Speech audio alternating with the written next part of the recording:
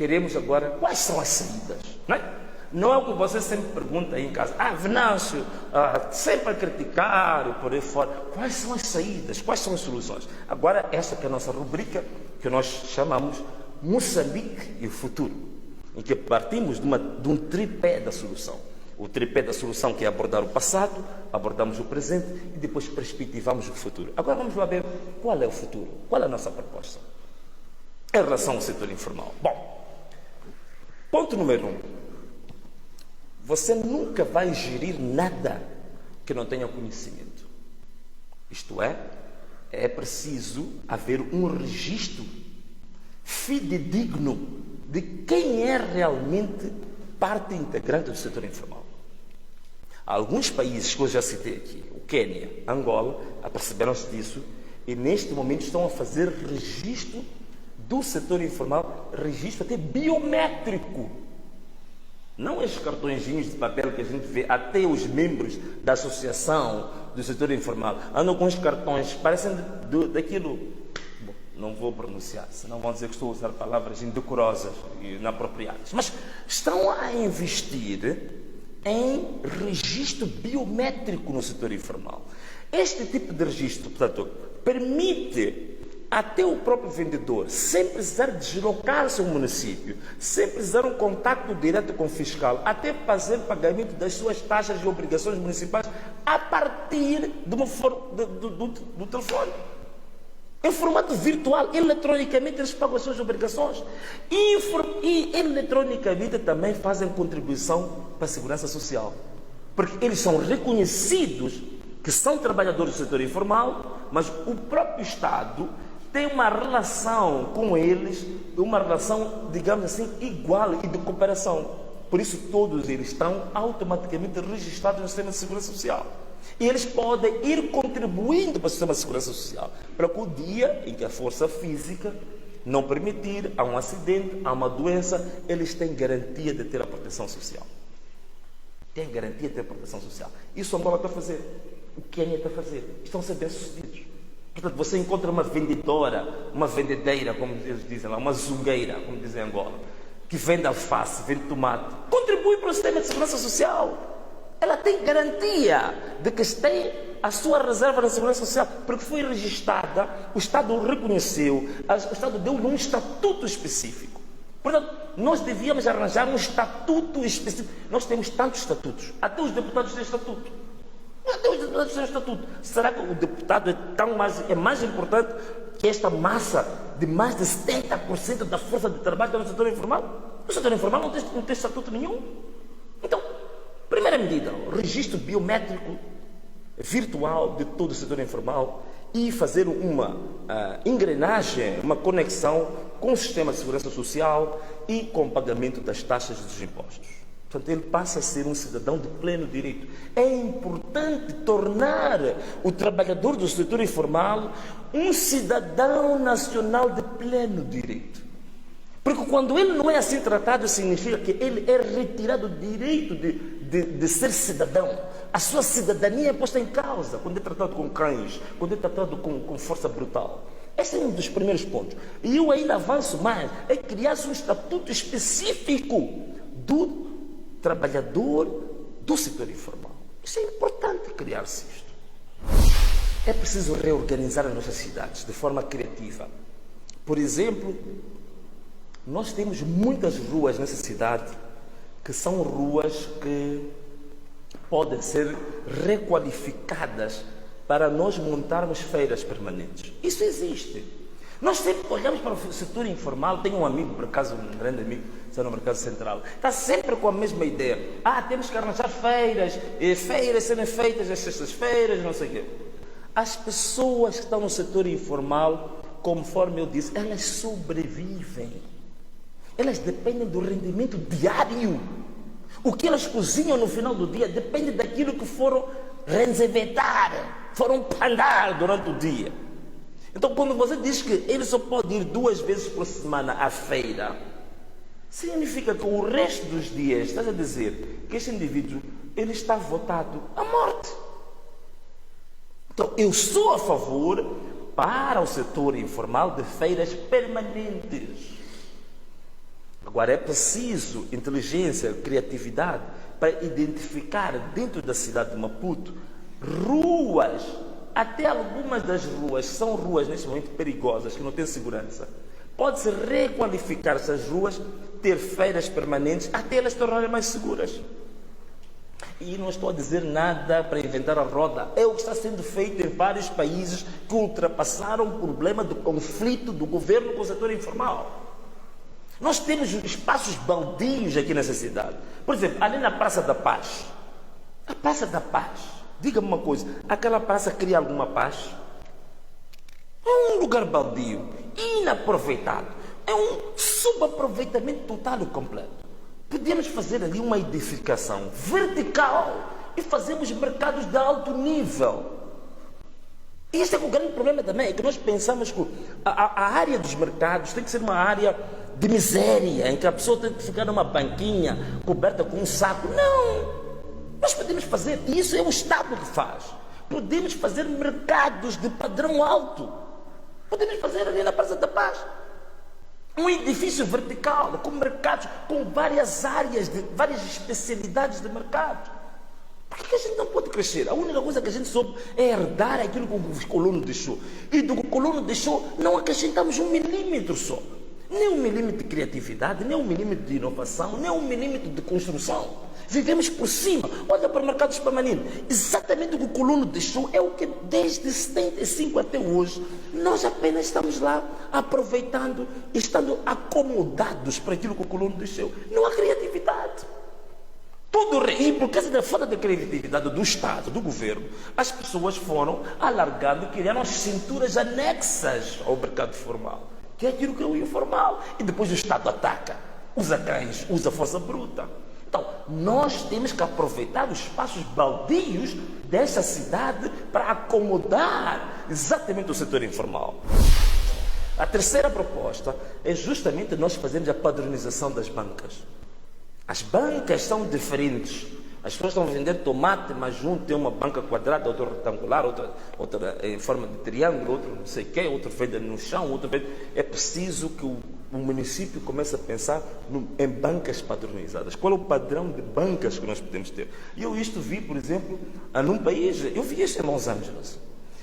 Uma rua de mercado permanente em Los Angeles. Los Angeles que é uma das cidades, digamos assim, mais faustuosas, mais luxuosas dos Estados Unidos, mas tem setor informal. Tem ruas em que você encontra setor informal. Mas há bancas que foram padronizadas pelo município.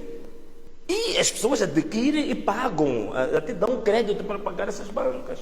Por que nós não podemos implementar isso? Bancas padronizadas aqui na cidade de Maputo. O saneamento remunerado. O que é isso, saneamento remunerado? É que se nós vamos aos mercados, vamos ver que não há casa de banho, não há água, não há saneamento. É uma imundice interminável. Não. Por que nós não podemos fazer casas de banho?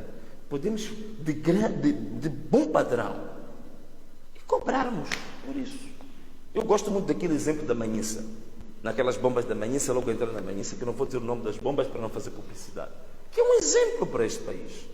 Toda gente que vai a viajar, mesmo que não esteja aflita, por causa do padrão de casas de banho que foram construídas, você quando chega ali, você começa a sentir xixi.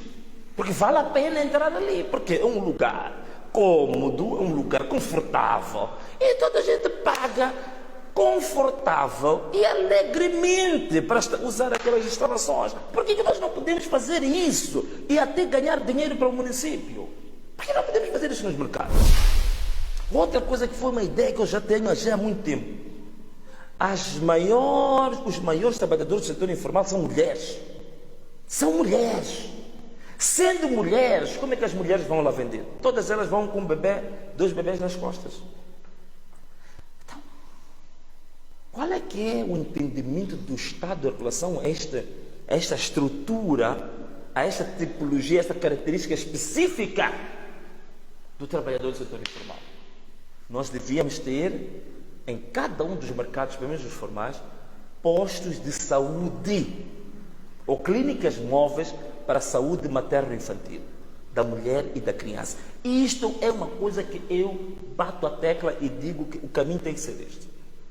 A senhora que trabalha 14 horas por dia, tem que ter o mais próximo do seu trabalho a assistência médica mais básica possível. Tem que ter isto. Aqueles que estão, por exemplo, a tomar os antirretrovirais, eles trabalham 14 horas por dia. Por que não há proximidade para este tipo de tratamentos? Tuberculose, por aí fora. Estes postos têm que estar especializados neste tipo de tratamentos. Postos de saúde nos mercados é importantíssimo. Unidades, nem que sejam unidades móveis, clínicas móveis, isso é extremamente importante. Instituições de crédito dentro dos próprios mercados é extremamente importante.